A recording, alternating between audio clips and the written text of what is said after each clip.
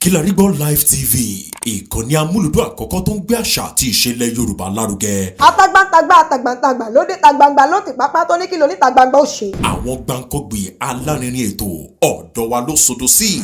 Mo lè má lè sọ òyìnbó púpọ̀ but nínú Yorùbá tí mo ń sọ àwọn kan yọ Yorùbá ń bẹ̀. Ṣé báwa náà kọ́ Ọlọ́run ọba ni. Ẹgbẹ́ Ọlọ́run tóbi. Allahu Akbar. Ẹtúgbọ́ Ọlọ́run tóbi o. Allahu Akbar. Aya Omíjìnà ló ń kí yín yẹn o. Aya bàbá Sùwé ló ń kí yín yẹn o. Mọ́mí mo ti sọ fún yín o. Èkó ló ń tóbi o. Bátúndé ti kú o. Tẹ bá pàdé Àǹbọ̀dé tó bá lóun fẹ́ fẹ́ yín ẹ fẹ́. Ìsanwó Olú bá lóun fẹ́ fẹ́ yín ẹ fẹ́. Tíláyì Muhammed bá lóun fẹ́ fẹ́ yín ẹ fẹ́. Àmọ́ Ọlọ́run jẹ́ kó wọ bẹ̀ pé ẹ Yorùbá ànábì wa Muhammad. Mo wò títí ṣùgbọ́n mo dúpẹ́ fọ́lọ́run. Alihamdulilayi Rabbil Alamin. Torí tí mò ń rí èrò púpọ̀ báyìí. Inú mi ń dùn wípé ó ríṣẹ́ gidi ṣe. Iṣẹ́ gidi. Torí kéèyàn tó ṣiṣẹ́ dé level tó fi rí ọ̀pọ̀lọpọ̀ ènìyàn tó ń ṣùrù mọ́ báyìí. Ọlọ́run kó bá mi dẹlẹ̀ fún. Ọlọ́run kó túbọ̀ fún wa ní ẹ̀mí gígùn àti àlàáfíà láti lè máa dúpẹ́ fún Ọlọ́run nítorí ó ríṣẹ́ ṣe. Mo ní àmọ̀ràn fáwọn ọmọ wípé kò sí nǹkan tí ẹ̀dá mú wáyé, kò dẹ̀ sí nǹkan tí ẹ̀dá máa mú lọ. Kó jẹ́ ká fi ìbẹ̀rù Ọlọ́run, kó jẹ́ ká fi lògbà torí òun ló lè jẹ́ kí ẹ̀mí kó gùn nínú ọlá nínú kẹ́. Kí wọ́n gbé ìgbé àjùmọ̀ṣe, kí ẹ̀gbọ́n mọ ẹ̀gbọ́n, kí àbúrò kó mọ àbúrò, kí àwọn ẹbí náà kọ́ dẹ̀ mọ àwọn ọmọ wọn gẹ́gẹ́ bí ọmọ wọn. Mi ò lè gbàgbé ẹ̀ nítorí pé ó jẹ́ èèyàn kan tó jẹ́ pé alákìkanjú ni. Gbogbo nǹkan tó bá dẹ̀ fẹ́ ṣe ó máa ń wà lórí ẹ̀mí ẹ̀. Mo dẹ̀ ń dúpẹ́ pé Ọlọ́run máa ń fún ṣe. Èmi náà rí ẹ̀kọ́ yẹn kọ́ lára ẹ̀. Tí èmi náà ń kọ́ ẹ̀kọ́ pé yes, tẹ́ẹ̀dá bá tẹpá mọ́ṣẹ́ àríṣẹ́ ṣe. Gbogbo wọn tó bá wo tẹlifíṣàn alápòtí náà wẹ̀ sókè. Màmá wa làájà wa Suwaiba wọ́n ti wà ń bí. Aya olú èpè fún ara ẹ̀. The Iron Lady. Ẹ̀yin wà ń bẹ̀ dúró re. Okú àtẹ̀mọ́ra Sùwé. Báwo la ṣe fẹ́ ṣe ní ìsìn báyìí? Ta ló fẹ́ ṣọkọ Sùwé? Èmi ń kẹ́ ó dùn mí nínú Sùwé dẹ̀ ń dùn. Ó ní ká Sùwé. Ẹgbẹ́ náà má ṣe gbàdúrà wa. Sùwé mi bàbá mi, bàbá wa Sùwé náà wà dúró tì í. Àwọn àwìn náà lójú òní tì í. Bàbá Sùwé ó ṣe díẹ̀ ń bẹ̀. Gàmbàrí ó jẹ díẹ̀ lóbi kò ní tó mọ́. Bàbá Sùwé Omíjìnà ní Yorùbá movie industry legend ni wọ́n ẹ pàtẹ́wọ́ fún wọn torí Ọlọ́run. Bàbá Sùwé hero ni wọ́n ẹ pàtẹ́wọ́ fún wọn torí Ọlọ́run. Tóbi dókítà kan ní àbí ilé ìrìnsú wa. Ó ní gbé ká correct, ó ní kò ń ṣe not Yorùbá movie industry alone, but Nollywood, Hollywood, Seawood, every wood. Ní bàbá ṣe ẹ kájú pàtó wọn fún bàbá Sùwé Omíjìnà. A máa kàwé a máa ṣàdúrà, a máa tọrọ forgiveness fún bàbá Sùwé. Sọpẹ́lá.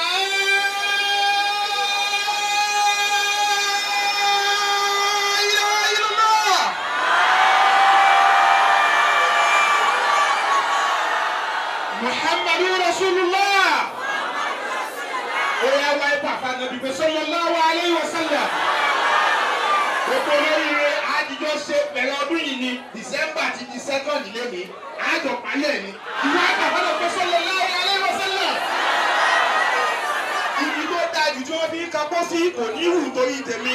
Lásìkò ìsọpé sallallahu alayhi wa sallam. Ikú olókìkí dáyé fi máa pẹ́ wọ́n ní máa fi ń pẹ́ ọgbà tí wọ́n máa fídíò. Ọlọ́run ní tó torí ìmísẹ̀. Sallallahu alayhi wa sallam. Ẹni sallallahu alayhi wa sallam. Gbogbo nǹkan láyé àjù nǹkan méjì lọ, nǹkan méjì jù wá lọ.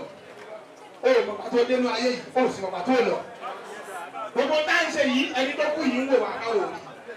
Wọ́n náà wá tọ́jú nǹkan kan sọ́dọ̀ Ọlọ́run. Subhanallah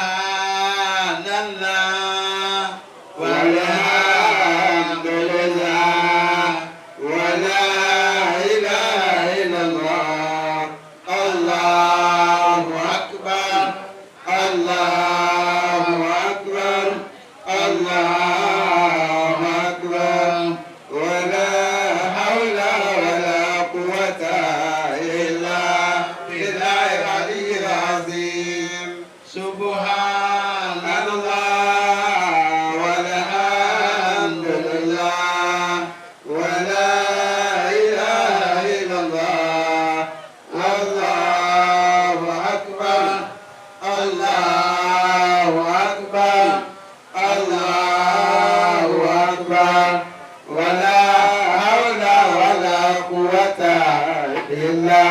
بالعلي العظيم ربنا لا تزغ قلوبنا بعد إذ هديتنا وهب لنا من لدنك رحمة إنك أنت الوهاب آمين ربنا لا تزغ قلوبنا بعد إذ هديتنا وهب لنا من لدنك رحمة إنك أنت الوهاب آمين الفاتحة بسم الله الرحمن الرحيم الحمد لله رب العالمين الرحمن الرحيم مالك يوم الدين إياك نعبد وإياك نستعين اهدنا صراط المستقيم صراط الذين أنعمت عليهم غير المغضوب عليهم ولا الضالين آمين. ọlọ́run gbogbo àwọn bàbá wa nílùú Ìlọrin lọ́jàdó àwọ̀ gbà. alágbàjọ ọlọ́run gbàdúrà wa. ọlọ́run bàbá wa Kamaludin ọlọ́jàdó àwọ̀ gbà. ọlọ́run bàbá wa Ádámù Àlèdóòrè ọlọ́jàdó àwọ̀ gbà. ọlọ́run aṣáájú ẹ̀dá Muhammad la hawla wala quwwata illa بالعلي العظيم Àjìmẹ́rù aka Baba Sùwé wọ́n sọ fún ọlọ́run pẹ̀lú àṣẹ àwọn àgbàlagbà pé ìrẹ́ ọlọ́run o wọ́n lọ́ba tí forí jẹrú. ọlọ́run bá foríjì bàbá Bátúndé Nurudeen. فقل تستغفروا ربكم إنه كان غفارا àmínà يرسل السماء عليكم مدرارا àmínà ويمددكم بأموال وبنين àmínà ويجعل لكم جنات ويجعل لكم أنهارا àmín كانت له جنة فردوس نزلا àmín كانت له جنة فردوس نزلا àmínà فراء وريان وجنة النعيم آمين. وإذا رأيت ثم رأيت نعيما وملكا كبيرا آمين. ولا حول ولا قوة إلا بالله. ẹ̀mejì ni a máa gbọ́ àyọkẹ́ láti inú Al-Qur'ani Mashallah. kó máa jẹ́ special blessing and spiritual diet fún ẹ̀mí Alhaji wa olóògbé Nurudeen Babatunde Original kọ́lọ́ kó má ṣe bá wa kíkẹ́ wọn. آمين. أعوذ بالله من الشيطان الرجيم بسم الله الرحمن الرحيم فاذكروني أذكركم واشكروا لي ولا تكفرون يا أيها الذين آمنوا استعينوا بالصبر والصلاة استعينوا بالصبر والصلاة إن الله مع الصابرين ولا تقولوا لمن يقتل في سبيل الله أمواتا بل أحياء ولكن لا تشعرون ولنبلونكم بشيء من الخوف والجوع والنقص من الأموال والأنفس والثمرات وبشر الصابرين الذين إذا أصابتهم مصيبة قالوا إنا لله وإنا إليه راجعون أولئك عليهم صلوات من ربهم ورحمة وأولئك هم المهتدون. òun náà ni ètò tó kàn ni mo ṣe pé brọ́dà mi tí wọ́n wà ń bí láti Yorùbá movie industry Lagos State chapter níbí báyìí àwọn tí wọ́n lẹ́tọ̀ọ́ ká kí àwọn tí wọ́n lẹ́tọ̀ọ́ ká fi hàn àwọn tí wọ́n fi ìfẹ́ tí wọ́n fi dìde láti ibùgbé wọn wọ́n travel wá ní láti South Africa nítorí tòkú yìí ni wọ́n wá láti Lagos Island tábà ń ro wàhálà tá à ń ṣe lórí third mainland bridge o gbọ́dọ̀ sùn o gbọ́dọ̀ fojú korun láàrin ìṣẹ́jú mẹ́wàá tó bá fi cross bridge yẹn o gbọ́dọ̀ wà pẹ̀lú Ọlọ́run àwọn fi gbogbo ẹ̀ sílẹ̀ owó dé elédè wọ́n pè é owó dé alákàn ọ̀nà Kòròdú ló wà owó dé ẹlẹ́ja ọ̀nà Kòròdú ló wà gbogbo ẹ̀ pátá wọ́n fi sílẹ̀ wọ́n ń bọ̀ ní ìlú Ẹlẹ́pẹ̀ wọ́n nítorí bàbá Sùwé làwọn ṣe wá síbí ẹni àkọ́kọ́ látọ̀dọ̀ tèmi gbéfe fún lẹ́nì tó ráwọn ni wọ́n kọ́kọ́ dé àwọn ni Alhaji wa tí a fi tọ̀wọ̀tọ̀wọ̀ dákọ̀ wọn tá a bá ń sọ̀rọ̀ nípa music nípa Yorùbá Murphy industry ní ilẹ̀ Yorùbá bí Alhaji wa Hasan Ògògó ọmọ Akúlódò Alhaji Ògògó tó ní ti láéláé dada yóò ní bàjẹ́ ẹ̀ kọ́ wa lé ní gbogbo ìgbà Ọlọ́run ní fi sílẹ̀ abáwọ̀ sí ilé lọ gba 5,000 wà lọ́wọ́. Orúkọ tèmi ni Alhassan Babatunde Taiwo tí gbogbo ayé mọ̀ sí Ògògó alápàdúpẹ́ lọ́lọ́run kò sí Babatunde Omidina òun pẹ̀lú àwọn kan jọ wà ní Lagos Island bọ̀ nígbà táwa pẹ̀lú ẹ̀ máa pàdé ara wa that was 1984 àtàbádẹ́ ṣe ní èjì sígbà táwa yìí náà we are talking about 30-something years back now. Ọlọ́run jẹ́ ká bàjẹ́ lọ́wọ́ ara wa. Àjọ ní àṣepọ̀ tí ó dáa.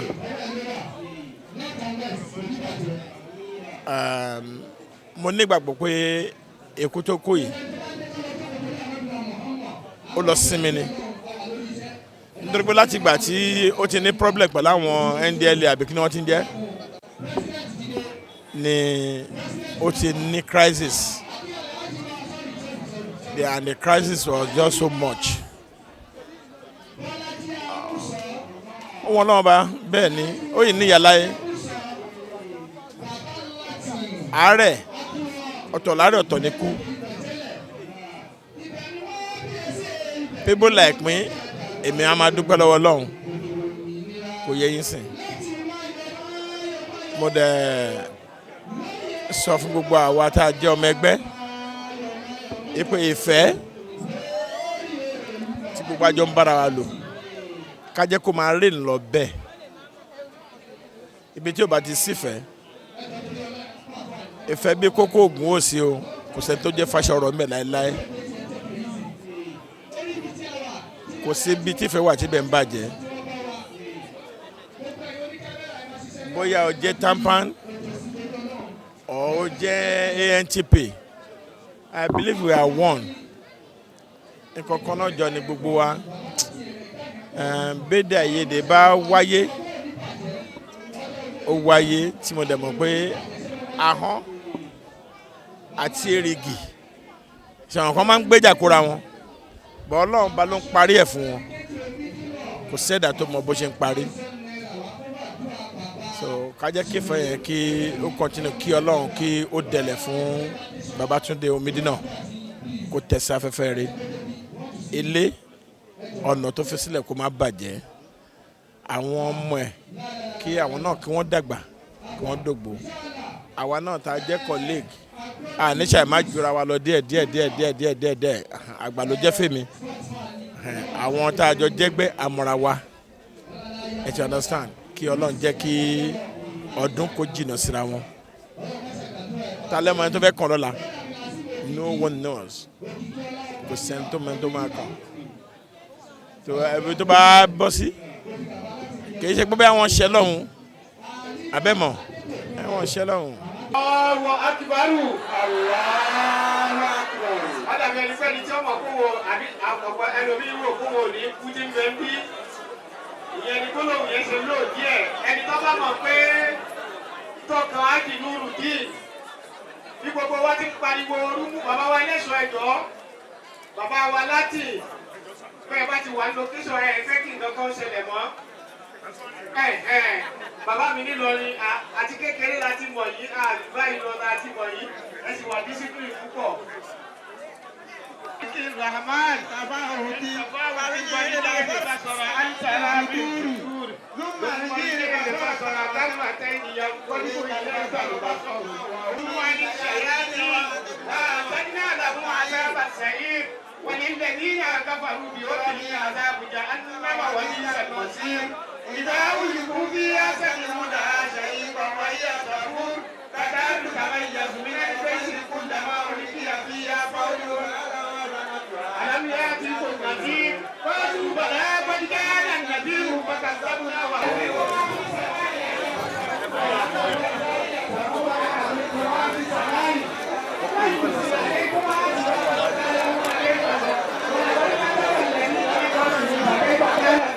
أولم يروا إلى طير فوقهم صافات ويكبرن إن الرحمن عنده بكل شيء بصير أمن هذا الذي يكون له يزوركم من دون الرحمن إن أمسك رزقه كالذي في وجوه أفما يمشي مكبا على وجهه أهدى ما يمشي سويا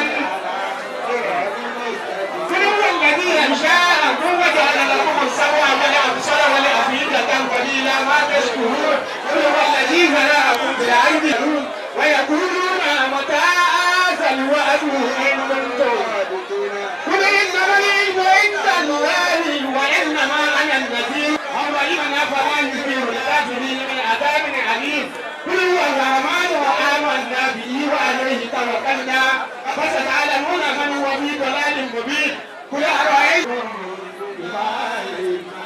الله ربنا الفاتحة بسم الله الرحمن الرحيم الحمد لله رب العالمين الرحمن الرحيم مالك يوم الدين آمين وللملك ملكنا في يوم أسرياء وبالرسل أرسلنا ملوكا تواتعا ولا أولاد ولا قوة إلا بالله العلي العظيم. Kilarigbo Live TV ìkànnì amúlùdún àkọ́kọ́ tó ń gbé àṣà àti ìṣẹ̀lẹ̀ Yorùbá lárugẹ. atagbantagba lóde tagbangba ló ti pápá tó ní kí lóní tagbangba ó ṣe. àwọn gbàǹkọ́gbì alárinrin ètò ọ̀dọ́ wa ló sodo sí. mo lè má lè sọ òyìnbó púpọ̀ but nínú yorùbá tí mò ń sọ àwọn kan yọ yorùbá ń bẹ̀. ṣe báwa náà kọ́ ọlọ́run ọba ni kámú láti Kilarigbo Unlimited. Kilarigbo Unlimited ládùn ètò tí kò láfiwé. alárakúàrà. orí ètò alárakúàrà ní àwàyè lórí Kilarigbo TV. mo lo ata tomatoes àlùbọ́sà ẹyin mo lo carrot mo dẹ̀ tún fi hot dog náà sí. mélòó la fẹ́ kà nínú eyín adépèlé KPK kò gbọ̀kẹ̀ Kilarigbo ló ń jẹ́ bẹ́ẹ̀ ká ṣe àkálẹ̀ àwọn ayẹyẹ lọ́nà tí ìgbàlódé léyìí tẹ́yìn ó sì gbádùn ẹ̀. ọba sọyún ọ̀rọ̀ jábẹ́sì padà ìwọ ni olúwa wá fàyè mi ṣe yanu. Kilarigbo Live TV gbọ́n pa ẹ̀ fún ìpolówó ọjà tàbí àkálẹ̀ èyíkéyìí ayẹyẹ tẹ́ bá fẹ́ ṣe ìyún event coverage pẹ̀lú owó tí ò gani lára ẹ kàn sí Kilarigbo Live TV lórí àwọn ẹ̀rọ ìbánisọ̀rọ̀ wọ̀nyí 0901-8030097 tàbí 0903-0069-885 ẹ tún lè kàn sí wa lórí àwọn ẹ̀rọ ayélujára wa lórí Instagram @Kilarigbo Live TV, Facebook Kilarigbo, lórí Twitter @Kilarigbo Live. ẹ bá wa dòwò pọ̀ kẹrẹ́rìn ayọ̀ Kilarigbo Live TV ẹ̀rọ amóhùnmáwòrán tíá.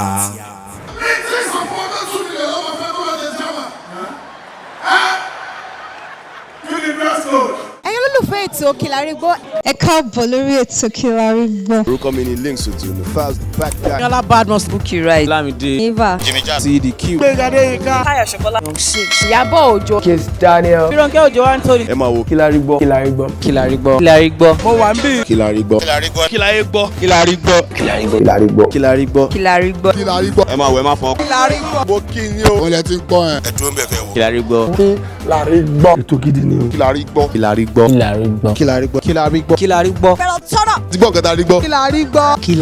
Kilarigbo ètò tó dùn ní Kilarigbo. máa yí kó mẹ́. Kilarigbo nílẹ̀ kí àwọn rí gbọ́. ẹ mọ bó ṣe ń lọ náà. kí ẹ̀yin rí gbọ́. máa wo program yẹn. Kilarigbo ẹ máa wò. ṣé ti gbọ́ tẹ́ ẹ bá fọwọ́ kan tẹlifíṣàn yẹn má gbé kúrò. ilẹ̀ gbọ́. ètò bá àná máa gbọ́dọ̀ máa sọ. Kilarigbo náà. kí ni gbogbo wa rí gbọ́.